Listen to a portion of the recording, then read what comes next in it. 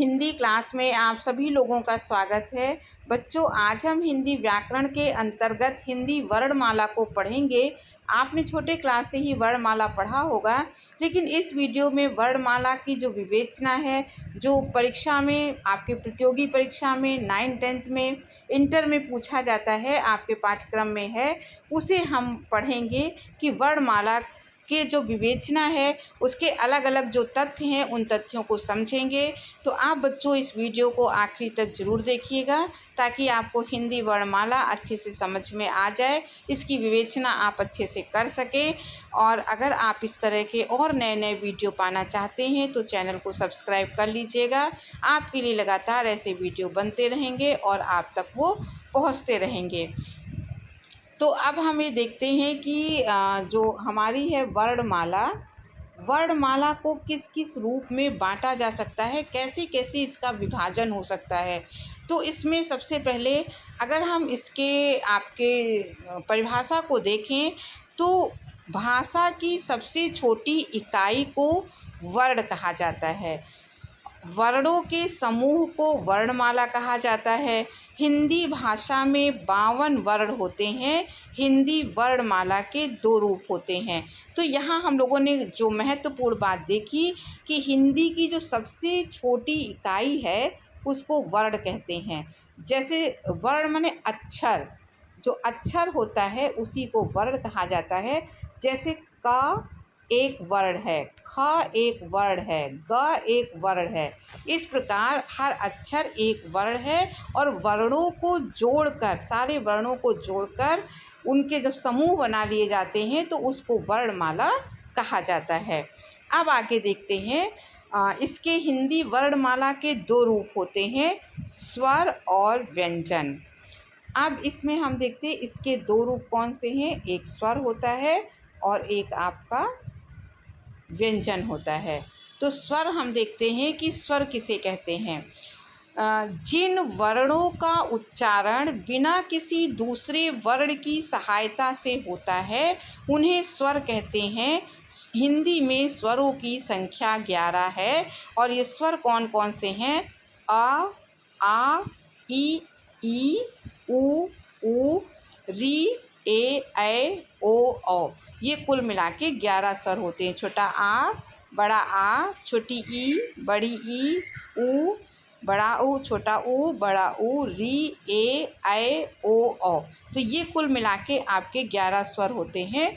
तो स्वर में आपने क्या समझा कि जो कुछ वर्ण ऐसे होते हैं जिनके उच्चारण में किसी दूसरे वर्ण की सहायता की ज़रूरत नहीं होती है। तो जिन वर्णों के उच्चारण में किसी दूसरे वर्ण की सहायता की ज़रूरत नहीं होती है उन्हें स्वर कहते हैं। जैसे आ में हमें बड़ा आ उच्चारण, अ उच्चारण करने में ई किसी और स्वर की आवश्यकता नहीं पड़ती है, तो यहाँ पर ये स्वर कहलाते हैं। और स्वरों की संख्या कितनी होती है, 11 होती है। अब आगे हम देखते हैं व्यंजन। स्वर के बाद अगला आता है व्यंजन। जिन वर्णों का उच्चारण स्वरों की सहायता से किया जाता है उन्हें व्यंजन कहते हैं। व्यंजनों की संख्या 41 होती है। स्वरों को छोड़कर सभी वर्ण व्यंजन होते हैं। तो खास बात क्या है कि व्यंजन किसे कहते हैं। कुछ वर्ण ऐसे होते हैं, जो बहुत सारे वर्ण ऐसे होते हैं जिनके उच्चारण में स्वरों की सहायता लेनी पड़ती है। जैसे हम देख लेते हैं का, जब आप उच्चारण कीजिए का तो आपको आवाज़ आएगी अ की। इसका मतलब का उच्चारण छोटा आ के बिना नहीं हो सकता। और वही अगर हो जाए का तो इसमें बड़े आ का उच्चारण होता है, इसलिए बड़े आ की मात्रा लगी है। और अगर इसको हम कहें को तो को आवाज़ आई ओ की, तो ओ स्वर के सहायता से ही को का ही उच्चारण हो सकता है। तो यहाँ पर हमने ये समझा कि जिन वर्णों का उच्चारण स्वरों की सहायता से किया जाता है उन्हें व्यंजन कहते हैं। माने स्वरों की सहायता से जिनका उच्चारण होता है उन्हें व्यंजन कहा जाता है। और स्वर को छोड़कर जितने भी वर्ण होते हैं सभी व्यंजन होते हैं। और हिंदी भाषा में 41 वर्ण होते हैं। अब हम वर्णमाला का वर्गीकरण करते हैं। वर्णमाला के वर्गीकरण में हम स्वर अगर देखें तो छोटा आ, बड़ा आ, छोटी ई, बड़ी ई, उ, री, ए, ऐ, ओ, औ, ये 11 वर्ण होते हैं। अब आगे आते हैं व्यंजन। तो व्यंजन में आपके स्पर्श व्यंजन होते हैं, और ये स्पर्श व्यंजन क्या होते हैं?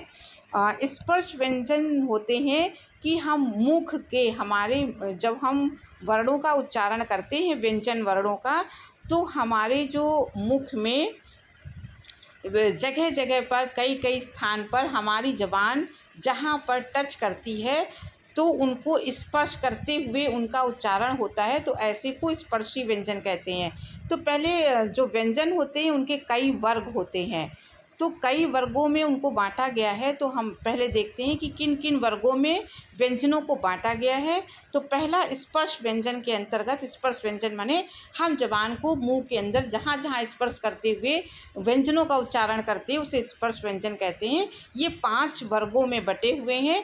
पहला वर्ग है का वर्ग। का वर्ग में कौन कौन से वर्ण होते हैं? का, खा, गा, खा, अंगा, ये कुल मिलाकर 5 होते हैं।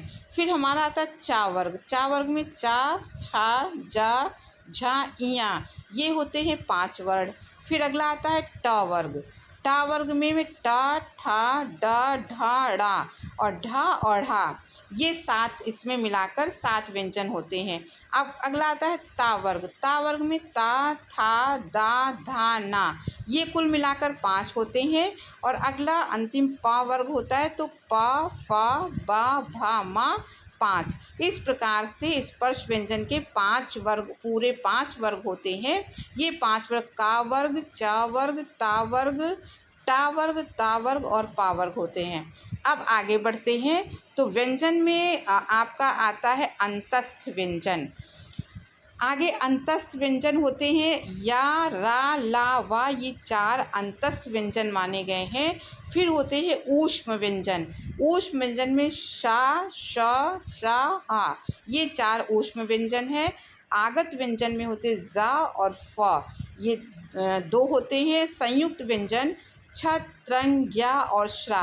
संयुक्त व्यंजन उनको कहा जाता है जो वर्ण किसी 2 वर्णों के, 2 व्यंजनों के मिलने से बने होते हैं, उनको संयुक्त, संयुक्त माने जैसे छा है 2 से बना है, त्रा में 2 वर्ण लगे हैं, ज्ञा में 2 हैं और श्रा में 2 हैं। तो संयुक्त व्यंजन उनको कहते हैं जो 2 वर्णों के मेल से बनते हैं। ये 4 हैं, छ, त्रंग, ज्ञा और श्रा। अंतस्थ व्यंजन 4 हैं, या, रा, ला, वा। ऊष्म व्यंजन श, श, श, ह और आगत व्यंजन जा और फा होता है। तो प्रश्न आपकी जो प्रतियोगी परीक्षाएं होती हैं वो किस प्रकार से बनेंगी? प्रश्न अगर पूछ लिया गया कि या क्या है, वर्णमाला में या है, इसका जो विभाजन कहाँ पे किया गया है, तो आपको बताना होगा अंतस्थ व्यंजन। अगर सा पूछा गया सा क्या है, तो आपको बताना होगा कि ये आपका ऊष्म व्यंजन है। इसी प्रकार अगर पूछा गया ता किस वर्ग से है, तो आपको लिखना होगा कि ये ता वर्ग से है। तो इस प्रकार से आपकी परीक्षाओं में इसमें से बीच बीच से वर्ण पूछे जाएंगे और उसका विभाजन आपको बताना होगा। अब आगे देखते हैं इसमें क्या हो गया। जो कुल स्वर निकले 11 और कुल व्यंजन निकले 41, तो दोनों का योग हो गया 52। अब आगे देखते हैं व्यंजनों का उच्चारण स्थान। अब ये परीक्षा में उच्चारण स्थान के आधार पर भी बहुत सारे प्रश्न बनते हैं, इनको किस तरीके से करना है। जैसे हम अभी बताया स्पर्शी व्यंजन क्या होते हैं। जब हम किसी वर्ण का उच्चारण, व्यंजन वर्ण का उच्चारण करते हैं, तो हमारी ज़बान जो है मुख में, मुख के अंदर विभिन्न जगह का को स्पर्श करती है, तब उसका उच्चारण होता है। उसी के आधार पर उसको उच्चारण स्थान बताया जाता है। जैसे कंठ, कुछ ऐसे वर्ण हैं जिनके उच्चारण सीधे गले से होता है। जैसे आप बोल, का वर्ग है, क, ख, ग, घ, अंगा, आप बोल के देखिए तो गले से बिल्कुल आवाज़ निकलती है, तो ये कंठ वर्ग के हैं। और फिर है तालव्य, जो ज़बान जब तालु, ऊपर की तालु का जब टच करती है तो वहाँ से आवाज़ निकलती च, छ, ज, झ, इया। तालु का जो अगला भाग होता है वहाँ पर ज़बान लगती है, तो इसकी इन वर्णों का उच्चारण होता है च, छ, ज, झ, इया। मूर्धन्य, जब ज़बान उलट के एकदम तालु के पीछे वाले भाग में ऊपर लगती है तो उसे मूर्धन्य कहते हैं। ये शब्दों का उच्चारण होता है ट, ठ, ड, ढ, ड़।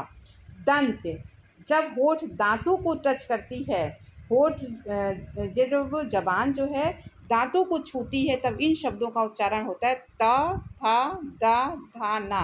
अगर आप दांत को ज़बान से नहीं लगाएंगे तो आप इन वर्णों का उच्चारण नहीं कर सकते हैं। ओष्ठ, इन वर्णों के उच्चारण में केवल होठों का रोल होता है, ऊपर और नीचे के होठ आपस में मिलते हैं तब उच्चारण होता है पा, फा, बा, भा, मा। आप इन वर्णों को बोल कर देखिए, आपको उच्चारण स्थान कहाँ कहाँ है ये आपको अच्छे समझ में आ जाएगा। और इसमें प्रश्न किस तरह से आता है, उच्चारण स्थान अगर पूछना होगा तो यहाँ प्रश्न आ जाएगा टा का उच्चारण स्थान बताइए, तो आप मूर्धन्य बताएंगे। आप बोल के देख सकते हैं टा, टा कहाँ से होता है, जबान तालू के पिछले भाग में लगती है ऊपर, तो टा माने मूर्धन्य। अगर ख पूछा गया कहाँ से इसका उच्चारण स्थान है, तो आपको बताना होगा ख कंठ में से आता है। अब आगे इसका देखते हैं अयोगवाह। दो वर्ण जो छूटे थे अन और आहा, ये अयोगवाह हैं। अगर अन और आहा पूछा गया कि ये कौन से वर्ण है, तो आपको अयोगवाह लिखना होगा। उत्क्षिप्त व्यंजन, जो ढा और ढा ये दो शब्द हैं, ये उत्क्षिप्त व्यंजन माने गए हैं। और कंठ तालव्य, ए और ऐ को कंठ तालव्य माना गया है। तो इस प्रकार से वर्णमाला का पूरा विभाजन किया गया है। तो बच्चों, आपको आज वर्णमाला अच्छे से समझ में आ गया होगा। आपको वीडियो अच्छा लगा हो तो आपसे सब्सक्राइब ज़रूर कीजिएगा, लाइक कीजिएगा, शेयर कीजिएगा और अपने दोस्तों को अधिक से अधिक शेयर कीजिएगा। अब अगले वीडियो में फिर किसी टॉपिक के साथ मिलेंगे, तब तक के लिए धन्यवाद।